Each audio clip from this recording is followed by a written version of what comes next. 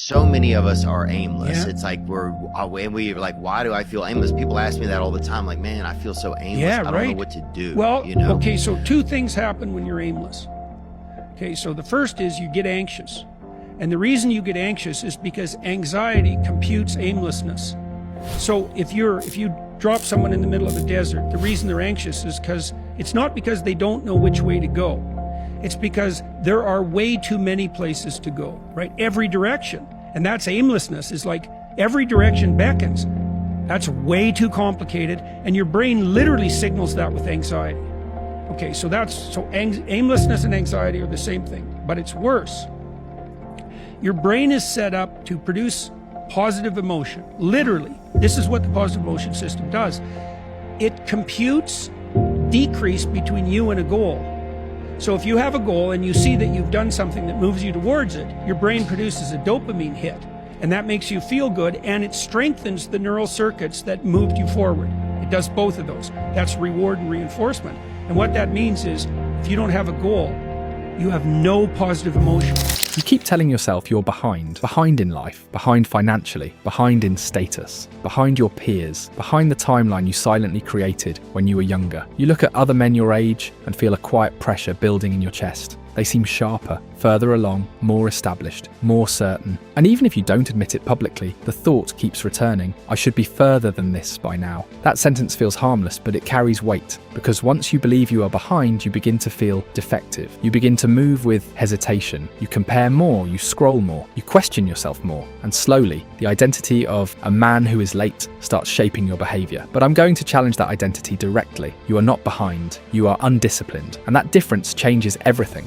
When you say you're behind, you're implying that life is a race with a universal clock. You're implying that someone else's progress determines your worth. You're implying that circumstances have unfairly slowed you down. It feels comforting to think that way, because it protects your pride. If you're behind, it must be due to external forces, timing, economy, connections, upbringing, bad luck. But if the truth is discipline, then the responsibility shifts inward. And inward responsibility is uncomfortable. The Stoics never allowed themselves the luxury of vague excuses. Seneca wrote extensively about the misuse of time. He said, we do not have short lives, we waste much of them. That line alone dismantles the modern complaint of being late. Most men don't lack time, they lack structure. They don't lack opportunity, they lack sustained repetition. They don't lack ability, they lack control over their own impulses. Look at your last year without emotion attached. Remove the story, remove the comparison, remove the self-pity, just examine behavior. How consistent were you with your sleep? How consistent were you with training your body? How many uninterrupted hours did you dedicate to meaningful work? How many days were structured intentionally instead of drifting from notification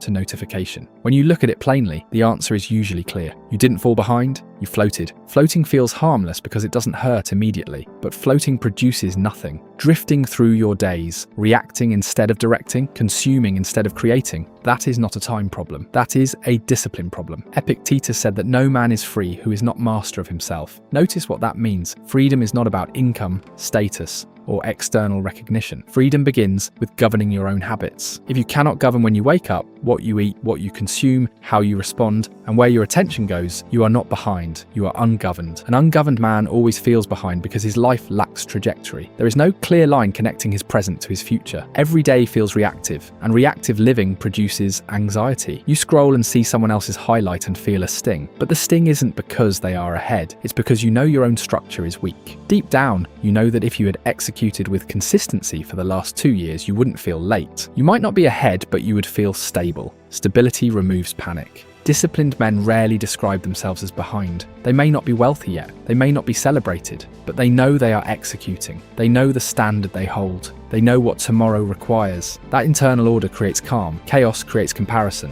When your days are chaotic, you seek external reference points. You measure yourself against strangers because you lack internal metrics. Structure eliminates the need for comparison because you are measuring yourself against your own standard. The uncomfortable truth is that most men want the outcome without the monotony. They want the physique without the routine. They want the wealth without the repetition. They want the respect without the consistency. But life compounds ordinary behavior. Small disciplines repeated daily are what build visible success. There is no dramatic moment where you suddenly leap forward. There are thousands of days where you quietly refuse to drift. Seneca warned against envy because envy ignores invisible labor. When you look at someone and assume they are ahead by luck, you are refusing to see the unseen mornings, the uncelebrated evenings, the disciplined decisions made when no one was watching.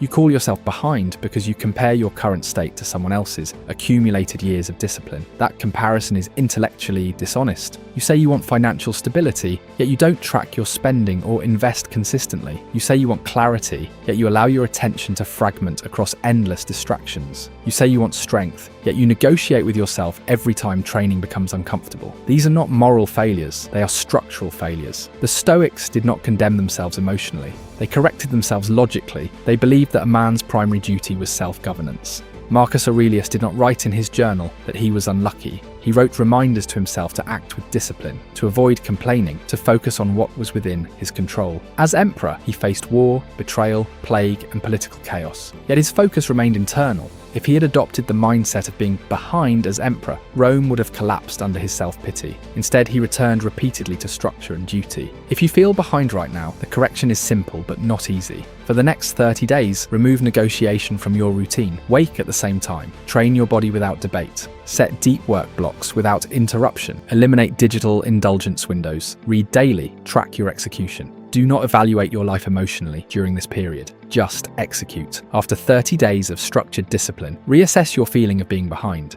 What you will discover is that the feeling begins to dissolve, not because your external life transformed overnight, but because your internal authority strengthened. Agency replaces helplessness. Movement replaces stagnation. Clarity replaces comparison. When you are executing daily, you do not have time to label yourself late. You are too busy building. The modern world conditions you to think in terms of speed. Everything is optimized, accelerated, scaled. But stability matters more than speed. A disciplined man moving slowly will surpass an undisciplined man moving in bursts. Inconsistency is the true thief of momentum. You push hard for a week, then relax for 3. You feel motivated for a month, then drift for 2. That cycle creates the illusion of effort without the reality of progress. You do not need more motivation. You need fewer negotiations. Every time you negotiate with your standard, you reinforce weakness. Every time you uphold your standard despite discomfort, you reinforce strength. Strength is not loud. It is repetitive. It is the quiet refusal to break your own rules. You are not behind in life. You are behind your potential. And that gap is not closed with emotion.